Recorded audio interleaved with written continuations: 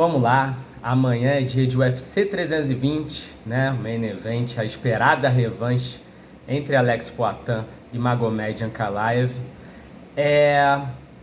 Já destaco de antemão que eu não tenho nenhuma fortíssima opinião sobre o que vai acontecer, né, cara? Diferente, por exemplo, da luta do Chimaev contra o Dricus du Plessis, né, que eu cravei aqui que o Chimaev iria ganhar, né? Se eu já estivesse fazendo vídeos na época da luta do Topuria contra o Charles, também cravaria que, porra, eu tinha uma opinião muito forte que, porra, a luta era pro Topuria vencer. Agora, essa luta de amanhã já não é a mesma coisa, né? Eu tenho minha opinião sobre quem eu acho que vai vencer, mas não é uma coisa que eu tô aqui, porra, né?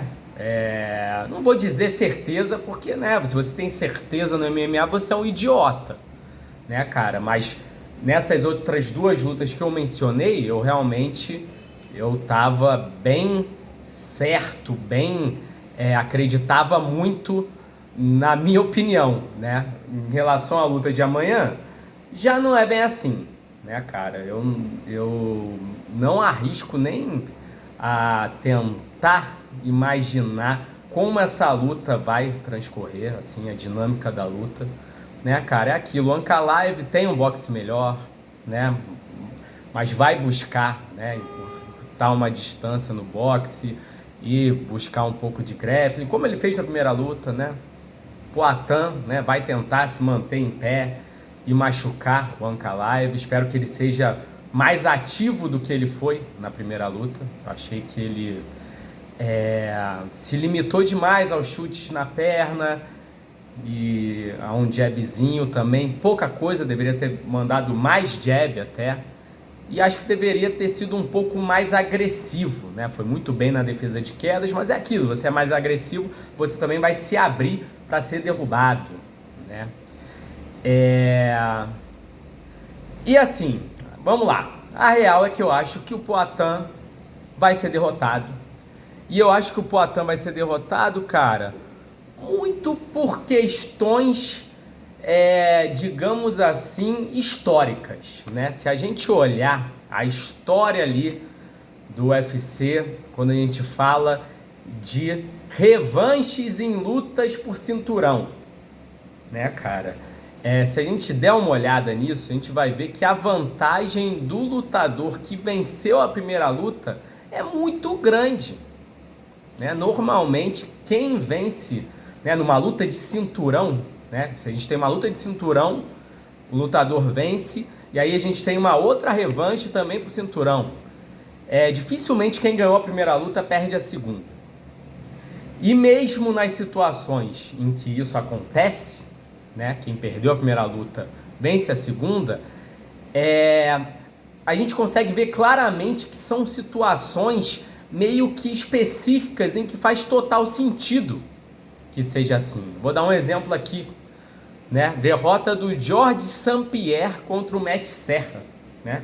Para mim a maior zebra da história do MMA, né, cara? Com certeza uma das maiores zebras da história do MMA. O Matt Serra nocauteia ali no primeiro round. Na segunda luta o St-Pierre vence. Por que isso acontece? Porque, porra, MMA é maluquice, né? Às vezes um golpezinho ali que tem uma baixa chance de entrar, acaba entrando e você tem um nocaute logo no início. E o melhor lutador acaba perdendo. Foi o que aconteceu nesse confronto. A gente pega Caim Velasquez e Júnior Cigano. Júnior Cigano nocauteia no primeiro round Caim Velasquez na primeira luta. Depois o Caim Velasquez massacra o Júnior Cigano em outras duas lutas, né? Aqui, lógico, que não é a mesma situação que St-Pierre e Matt Serra, né?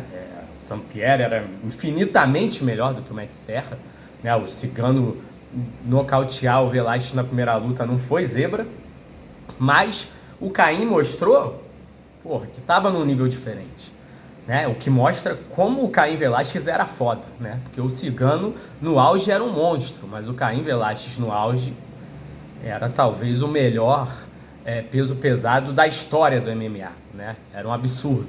Mas assim, vocês percebem como é uma situação específica, um nocaute no início da luta.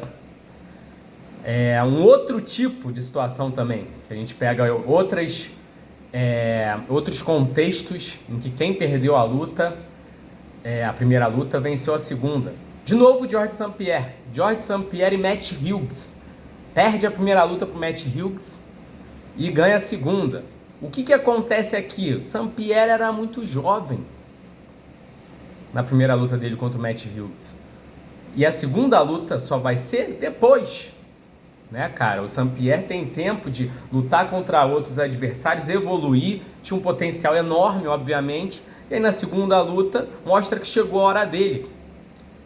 Né? Outro confronto que aconteceu, uma coisa parecida, foi Francis Ngannou e Miocic. Né? Miocic vence a primeira luta, Ngannou volta para casa, vai trabalhar, evolui, e na segunda luta, né, cara, o cara já tá em outro momento. E lógico, o campeão também envelheceu. Matt Hughes já estava mais velho, Miocic já estava mais velho, né?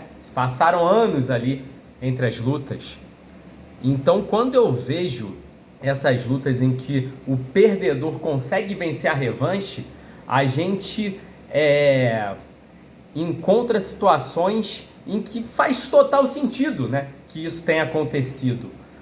Mas no caso da luta do Poatan com Ankalaev, eu não vejo esse tipo de situação, né, cara? Foi a última luta dos dois, então, né, o Poatan já é um cara com seus 30 e tantos anos, não foi nocaute, né? Foi uma luta ali equilibrada em que o Ankalaev foi melhor. Eu acho que em situações como essa, a tendência é que o lutador que venceu a primeira luta ganhe um boost de confiança muito grande para a segunda.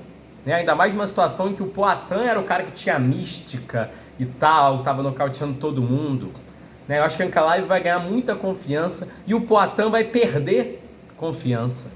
E aí eu acho que as coisas que deram certo para o Ankalaev, a tendência é que deem ainda mais na segunda luta. Né, cara? Eu acho que a gente tem até exemplos de lutas em que... Vou dar um exemplo de um outro contexto totalmente diferente. Né? Kamaru Usman e Leon Edwards. Na primeira luta, o Kamaru domina a maior parte da luta. Né? Passa um certo perrenguezinho ali no primeiro round, mas depois disso domina a luta. Né? E aí todo mundo sabe, né? No último round, toma aquele chute na cabeça. Cara, mas aí, pô, você pensa, não, mas o Kamaru era o melhor lutador ali. Só que aí na revanche, parece que o Kamaru não é mais o melhor lutador.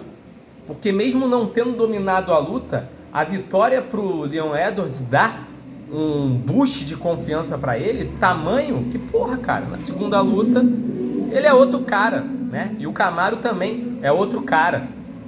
Então eu acho que isso faz muita diferença. Muita diferença. E se eu pensar aqui, se a gente pesquisar, a gente vai ver outros exemplos, às vezes, de um lutador. Um outro exemplo que eu vou dar aqui, né, com o próprio Poatan. Israel Adesanya e Alex Poatan, que, aliás, é uma situação, de novo, em que o perdedor venceu a segunda luta. Só que aqui, cara, pra mim, é bem singular, né, a história. Porque na primeira luta, o Adesanya ia ganhar aquela luta, né, por pontos. Foi uma luta equilibrada, mas assim, o Adesanya foi melhor na maior parte da luta. E aí é nocauteado no último round. E aí o que acontece na segunda luta? Né? O Poatan perdeu, ok. Mas o que aconteceu? O Poatan entrou naquela segunda luta com um boost de confiança que, porra, cara, o Poatan estava prestes a nocautear o Adesanya, né? O Poatan estava melhor do que o Adesanya na luta, tinha machucado já o Adesanya nas pernas, seriamente, né, cara? Só que aí acabou se abrindo demais, né? O boost de confiança foi grande demais, na real. Então, assim, e sei lá, eu não sei se é uma situação que eu consigo comparar muito com o da luta de amanhã para dar uma esperança maior, né, para quem está torcendo pro Alex Poatan, né? Eu estou torcendo pro Alex Poatan, inclusive. Eu acho que se a gente quiser achar exemplos que deem alguma esperança, talvez, a gente pega ali a série de lutas do Davidson Figueiredo e Brandon Moreno, né? Que eram lutadores que, sempre fizeram lutas, né? Lutadores de níveis parecidos, que sempre fizeram lutas equilibradas e dependendo ali da estratégia, do momento de cada um, o resultado era diferente. De repente isso se repete nesse confronto ali do Poatan e Ankalaev, porque eu acredito que são, né? Na primeira luta eles mostraram que são lutadores de níveis parecidos, né? Você pega um Cormier e Miocic. Por mais que o Cormier tenha nocauteado logo no início, na primeira luta, eu não acho que é aquele tipo de dinâmica que eu já falei, de que, teve um nocaute na primeira luta, mas o outro lutador, nas outras lutas, mostrou que era superior. O Miocic vence as outras lutas, mas eu acho que eram lutadores de nível muito parecido. E aí, dependendo do momento de cada um, o resultado seria distinto, né? Eu acho que a gente tem que torcer para que a dinâmica dessa luta de amanhã, desse confronto de amanhã, seja parecido com um desses últimos exemplos que eu dei, né? Em que a coisa é muito equilibrada e muda de figura de acordo com o momento. Só que assim, pelo que eu olho da história, não é essa a regra, não é isso que costuma acontecer na maioria avassaladora das vezes, né? Na maioria avassaladora das vezes, o que costuma acontecer é que, quem ganhou a primeira luta normalmente ganhou porque é melhor, e na segunda luta vai estar ainda melhor por causa da confiança lá em cima, né? E quem perdeu vai estar pior, né? Então, assim, realmente, infelizmente, né? Eu tendo que dar uma opinião aqui, a minha opinião é a de que o Magomed Ankalaev vai vencer essa luta e vai vencer de uma forma mais clara do que venceu o primeiro combate, né, cara? Esse UFC 320 não tem só a luta do Poatan, né, cara? Tem outras duas excelentes lutas, né, no card principal. A gente tem ali o Merab Dvalishvili contra o Cody Sandhagen. Eu acho que o Merab é favorito. Assim, o Sandhagen é o cara dos caras mais técnicos do UFC e mais completos, né? O cara é muito técnico em tudo. Mas eu já tive um período da minha vida em que eu achei que, o Sandhagen vai ser campeão. O cara é bom demais para não ser campeão em algum momento. Só que agora, cara, eu acho que o cara para destronar o Merab é o Marlon Magomedov, né? Apesar de ter perdido a primeira luta, eu acho que ele vai aprender com isso. Acho que vai ser uma dinâmica estilo Saint-Pierre e Matt Hughes. Eu acho que ele vai aprender com isso, vai voltar e vai destronar o Merab. Mas eu acho que o Sandhagen não vai conseguir. Apesar de que, cara, né? O Sandhagen é sim um lutador que tem que ser respeitado ali, porque é um cara muito bom em tudo, né? Muito bom em tudo, então pode sim surpreender. E a gente tem a outra luta muito boa, que é Khalil Rountree contra Jiri Prochazka. Cara, essa eu não vou nem dar opinião de quem acha que vai ganhar. A porrada vai comer, vai ser foda, vai ser muito maneiro, e é isso que a gente quer ver, né, cara? Eu acho que tudo pode acontecer e tô esperando qualquer coisa. Mas é isso, vamos ver o que acontece amanhã. Tô muito animado. Grande abraço, valeu!